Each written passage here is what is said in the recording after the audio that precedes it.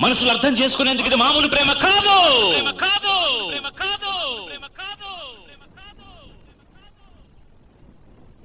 అగ్నిలాగా స్వచ్ఛమైనది.